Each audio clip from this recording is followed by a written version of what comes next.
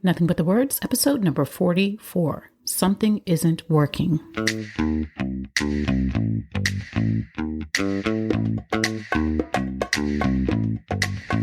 Welcome to Nothing But the Words, the podcast that gives you everything you need to know to write a phenomenal book. Now here's your host, your author coach, Candace L. Davis. Hey there, welcome to Nothing But the Words. I'm your author coach, Candace L. Davis.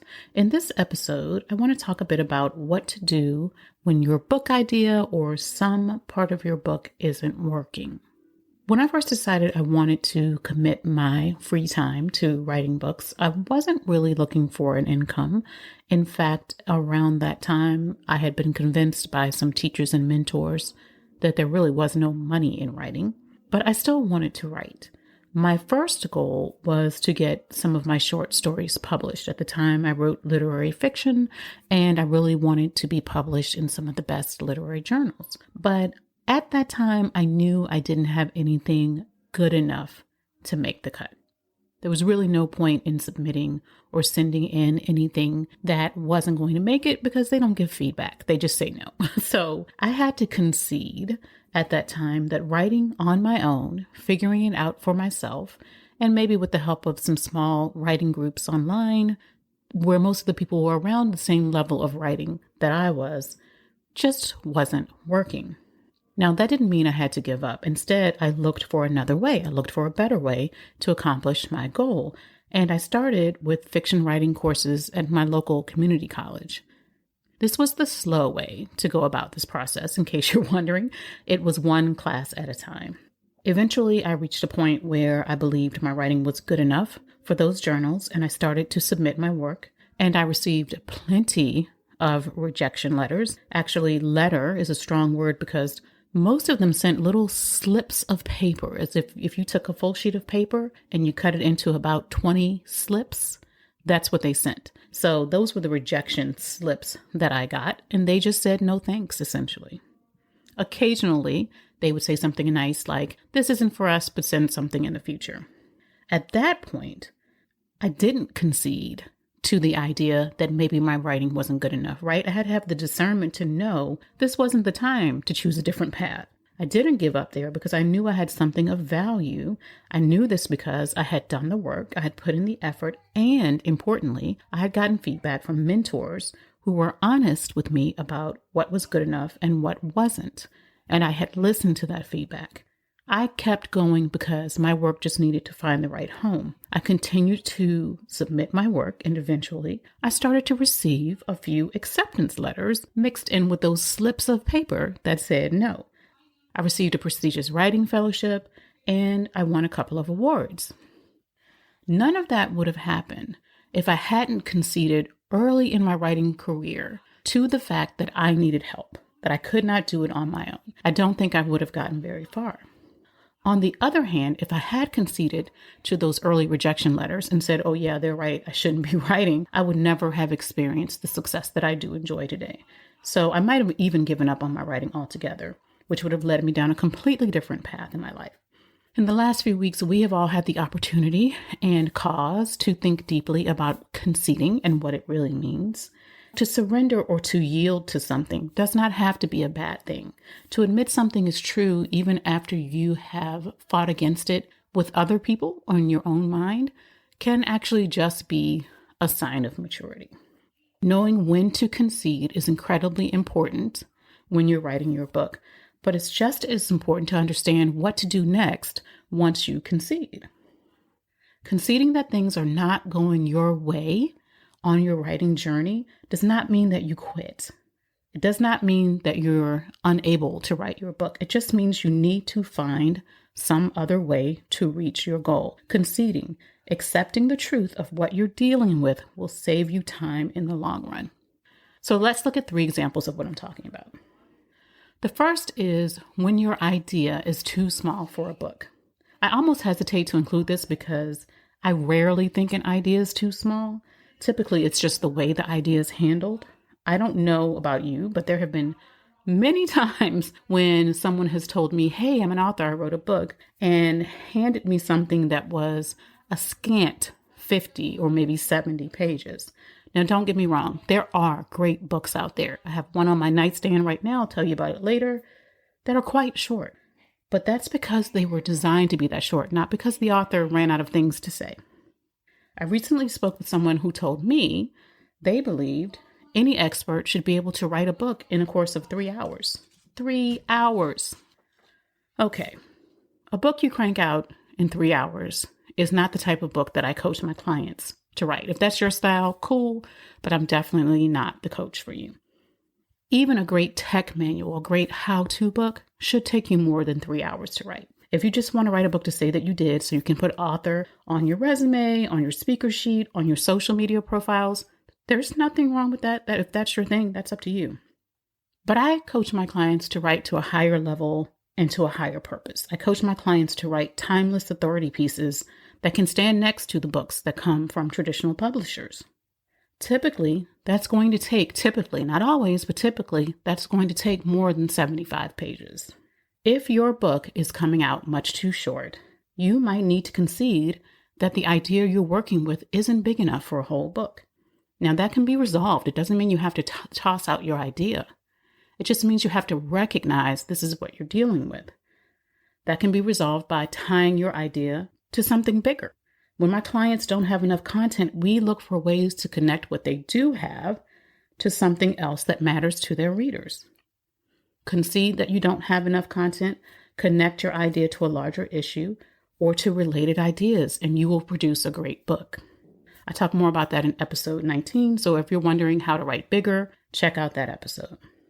At the other end of the spectrum, you may need to concede that you have way too much content for your book.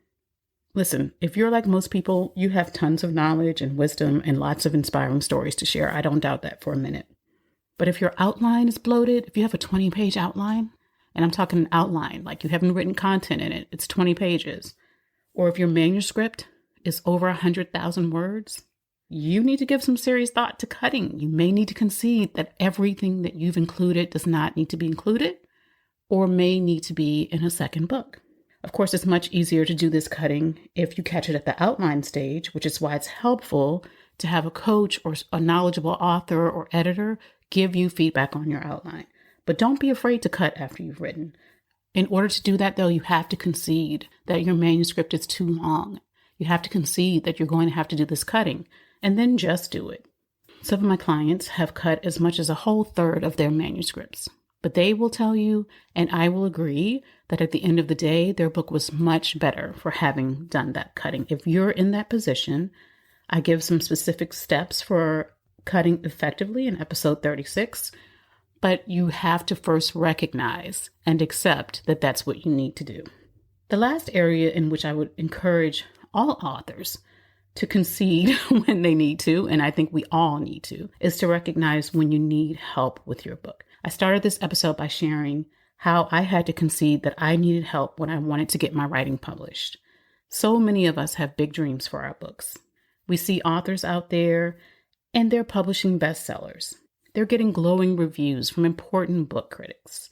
They're on talk shows and radio shows and getting interviewed for big publications and on the best podcasts. And it looks like they're doing it all on their own. They don't talk about their editors most of the time. They don't talk about their co-writers or ghostwriters often. They don't talk about the coaches. I'm not saying that for every author, and I'm not saying they're required to. It's just that we don't see it. It looks like they're doing it all on their own. It looks like they wrote this wonderful book in absolute solitude and released it to the world. But the truth is that if they wrote phenomenal books, those authors almost always, and I would venture to say always, there may be an exception, but they are few, got help along the way. Some of them, first of all, spent years studying the craft of writing. If they published traditionally through one of the publishing companies, they were assigned an editor who worked with them to make the book the best it could be, from idea to outline to structure to the words on the page. That's not working alone. That's part of the publishing process. If they had a great agent, the agents that I've worked with have given fantastic feedback to their authors on their books from the beginning to the end. And if the author self-published a phenomenal book, there's an incredibly high probability that they had help along the way. They worked with a coach to help them refine their stories, develop their models, structure the book in a way that would appeal to their readers. They worked with a professional editor who made their words really shine on the page and made sure the structure flowed from one chapter to the next. One of my mentors sold her book to a publisher who told her it would be the very first book they published that they would not make a single change to. They didn't want to change one word or move one comma. Now, in case you haven't dealt with the traditional publishing world very much, that is highly unusual. They have editors for a reason. They're highly trained, highly skilled editors who will go through and really scrub your manuscript. And in this case, they found nothing to scrub. This sounds like an amazing feat, right? How did she pull this off? It sounds amazing, and it is. But you also have to realize that she had worked with a paid mentor for 10 years to help her take her writing to that level. She had workshopped every single page with her writing group, a group, by the way, of incredibly gifted writers, serious authors, and it had already gotten that level of attention before it ever reached her publisher and the publisher's editors. So what they saw as a remarkable feat, and it was still not a solo job. So when you're reading your favorite guru's book or the latest project from your favorite novelist, keep in mind that they had help to produce that work. They did not do it on their own. That's not to say that they're not talented or that they don't have a gift for writing or that they don't put the work in. I'm sure they do. It is to say that the best books are written as an act of collaboration. If you've wanted to write a book for months or years, but you haven't gotten started, if you started off well, but you're stuck in the middle of your book, or if you know you could write an even better book than the one you're currently producing, I invite you to concede. Concede that you're human, just like those best-selling or award-winning talk show circuit appearing authors are. Those people you look up to also get help. Find the help that fits your budget. Take a class. Hire a coach. Work with a professional editor. And I insist on that last one. If you can't pay for anything else in this process, work with a professional editor. Except that if you have fallen for the myth that writing is this solo act that great authors do all alone and never get any help with, accept that that's a myth. Accept that writing a phenomenal book almost always, and I would say always, requires help. And then just get the kind of help that you need. Figure out what you need to make your book the very best it can be. That's it for this episode. If you are enjoying the podcast, I would ask you to share it with someone you know who wants to write a book. My goal with Nothing But the Words is to offer anyone who wants to write a great book all the tools and resources they need to do it. So don't keep it to yourself. Thanks for listening to Nothing But the Words. I'm your author coach, Candace L. Davis, and I'll see you next time.